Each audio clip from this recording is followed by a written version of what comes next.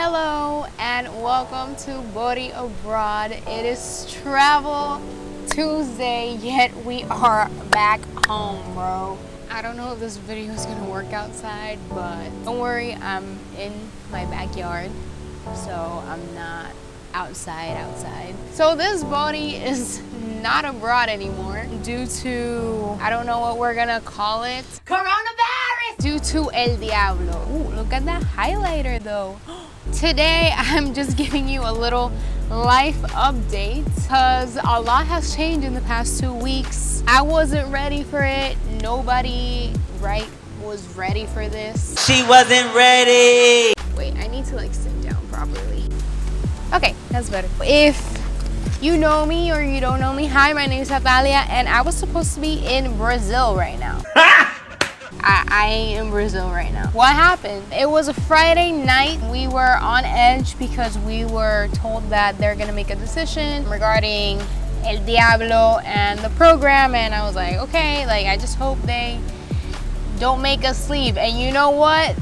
Psych! They made us leave. My program that I was in was Fulbright Brazil, and they said you have 72 hours to get the out of here. Get the hell out! Get out! Get out! I, along 82 other ETAs in Brazil, were told that we had to leave in the next 72 hours or so. I'm really sorry, the light is changing, but I needed to be outside. Brazil experience was snatched and it was very upsetting. If you thought that I cried for 10 hours straight.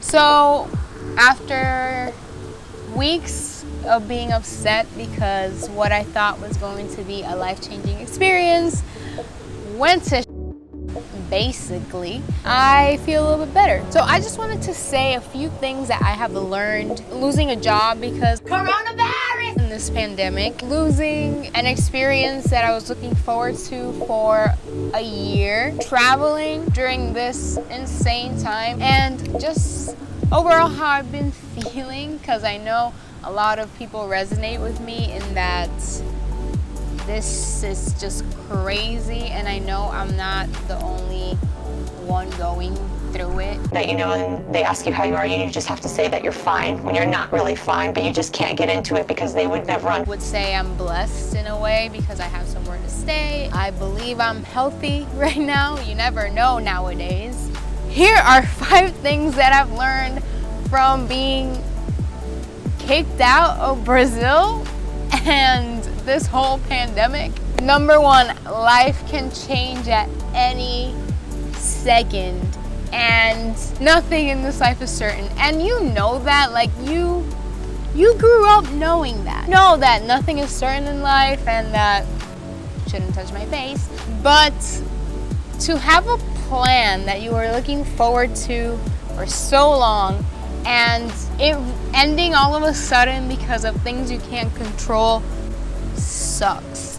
This can be any plan, a wedding, a child. There is only one thing worse than boom, a child. No. Multiple things that people planned for 2020 and it was nope.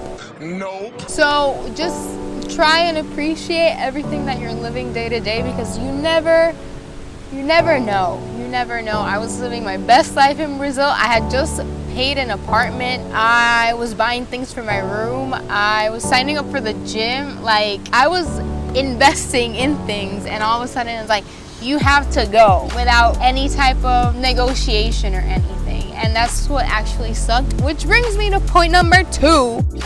Hi, editing Natalia here. I had point number 2 under another title, but so I'm just gonna say point number 2 is that the program that I was in didn't care and doesn't care about us. Fulbright is a federal program because it is funded by the government. Before leaving Brazil, we all pitched in, or I should say a few people pitched in, and we all put support into a petition asking them to reconsider the cancellation to like letting us stay in Brazil for a little while things calm down so that we don't travel in the middle of like everyone trying to get home. They told us that we weren't getting our full like stipend. We weren't getting the full like next payment. And they were like, this is what you're getting. Catch you on the flip side. Literally, that's what they did. They didn't care about that people had parents who were over 65 that could have been affected by this if they got coronavirus during their trip. They didn't care that people paid 3 months in advance for apartments and couldn't get that reimbursement back. They didn't care about all the students that we were helping. They didn't care. The professors that we were working with, they were in shock with the response from the program being so irresponsible, so selfish. It was insane. Like, they still ignore our emails. They still ignore our dialogue with them. It's all one-sided, and they just respond to the emails that they want to respond. It's insane. So like, the government doesn't care for us, yo. I don't know if that's new news. I don't know if that's old news. To me, it's like old news, but this hit different. During all of this, point number 3 is that I've been in a major funk. I haven't felt this sad or disappointed or lost in a while, and it kind of like really hurt that something that I had worked towards was taken away. Having to go back home felt kind of sad. Whenever I came back home, I was really excited. It felt different. This is the first time I go outside in 2 weeks, primarily because I was being quarantined, but after my microplasma, I can almost safely say that I am good to go. I haven't been in this of a funk in a long time. And I'm sure everyone is. And I just want to say that it's okay to be in a funk. It's okay to feel sad. It's okay to feel disappointed. I'm still trying to accept the fact that I am not going to Brazil anytime soon with the Fulbright program, because it's over. Like, it's over. It's, like I said, snatched away from my heart. In your funk, remember that you have blessings to appreciate. And this is something that I had been thinking about by myself for a little bit. Stop touching your face. That at least I got to go to Brazil. Was it the experience I wanted? Hell fucking no, because I wanted to travel all over like Brazil, but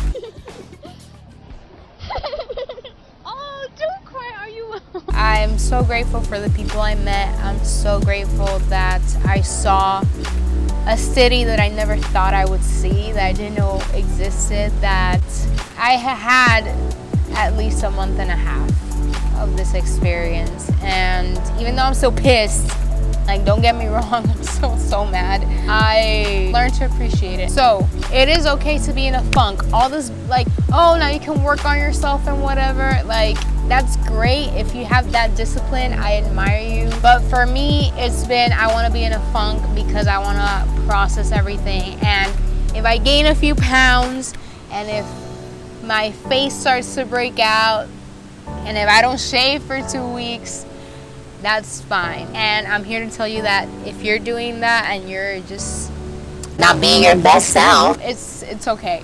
Like, it's okay to be in a funk, but always count your blessings.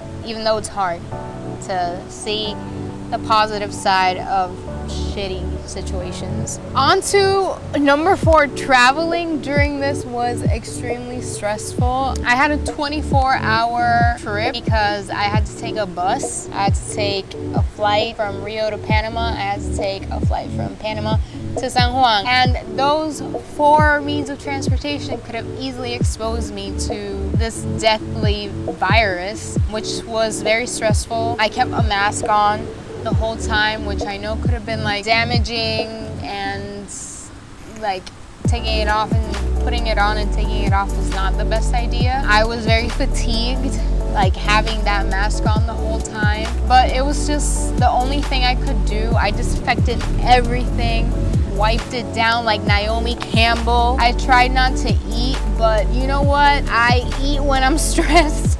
I also make jokes. Also, like, it was very stressful to get booked a flight, not even 24 hours in advance. Like, I had maybe 8 hours to pack, and it was like, you're out.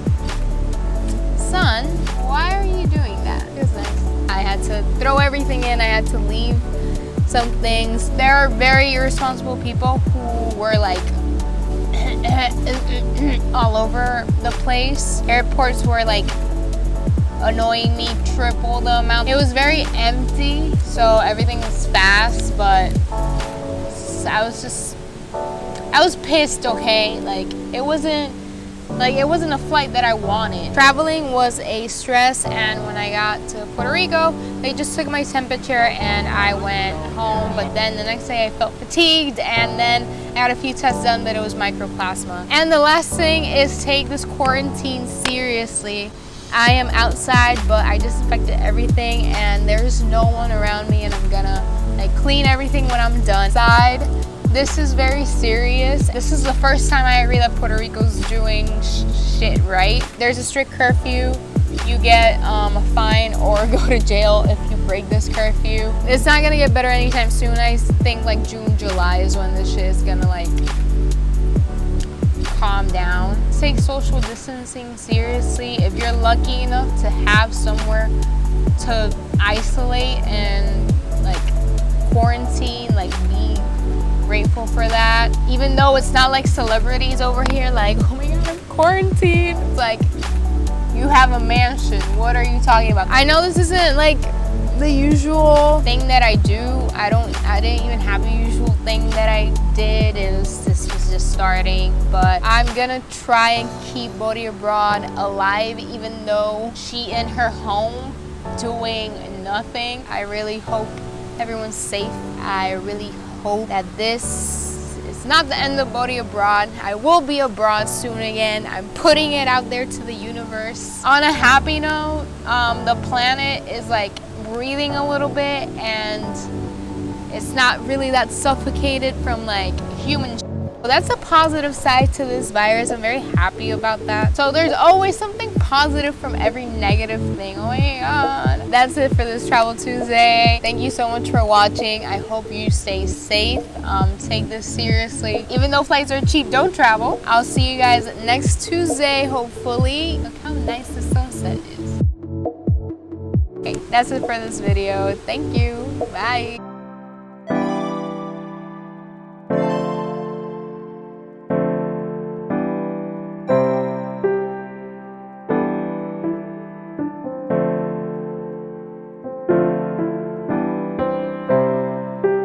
I want to stay outside forever. Just some proof that I'm actually like disinfecting everything.